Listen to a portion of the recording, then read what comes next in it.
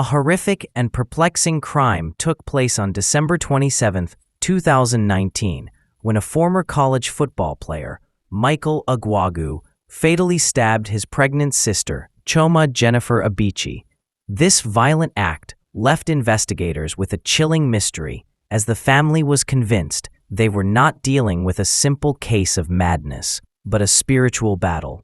The events leading up to the attack began a day earlier when Michael, 25, came to stay with his sister Jennifer at her home in Pflugerville, Texas.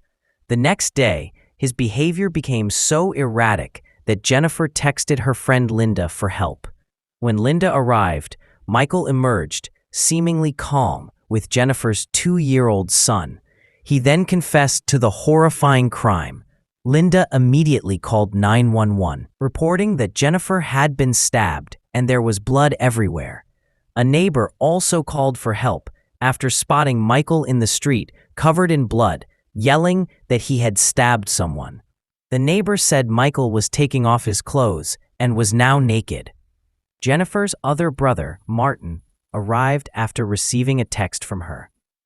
He rushed into the home, rescued Jennifer's 2 children, and got them to safety. An off-duty police officer who heard the commotion also entered the home and informed the 911 dispatcher that Jennifer was beyond any help. Travis County deputies quickly arrived and found Michael kneeling naked in the street.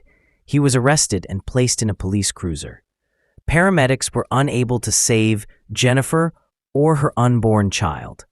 The scene inside the house was described by one deputy as a bloodletting, with blood splattered across the walls and floor. Michael's blood-stained clothes and the murder weapon, a silver kitchen knife, were found in a recycling bin. When questioned, Michael made bizarre statements, including, "I will kill you. I will cut my brother's throat. I will stop this entire simulation." His family asserted that he did not use drugs or alcohol, leaving investigators to question what could have driven him to such a horrific act. His stepfather recounted that the night before the attack, Michael was awake, sweating, and talking about religion. In the early morning hours, Michael drove to Jennifer's house, where his mother and sister prayed over him for several hours. Hours before the stabbing, Jennifer texted Linda, saying that after a baptism, Michael was manifesting, which Linda interpreted as a sign of demonic possession. Jennifer also texted her twin brother Martin, saying, "Michael is acting out and Michael needs you." Both Linda and Martin rushed to the scene, but were too late.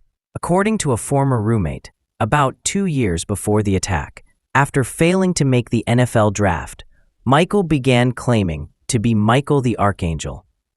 When a detective asked for his name, Michael responded, "Michael the Archangel."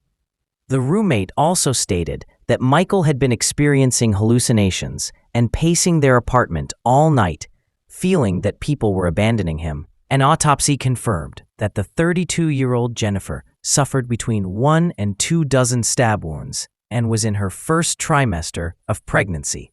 Michael Egwuagu, 25, was charged with first-degree murder and held on a $500,000 bond. In July 2020, he was found not guilty by reason of insanity and committed to a state psychiatric facility. He was conditionally released in March 2025 with a requirement for ongoing outpatient treatment.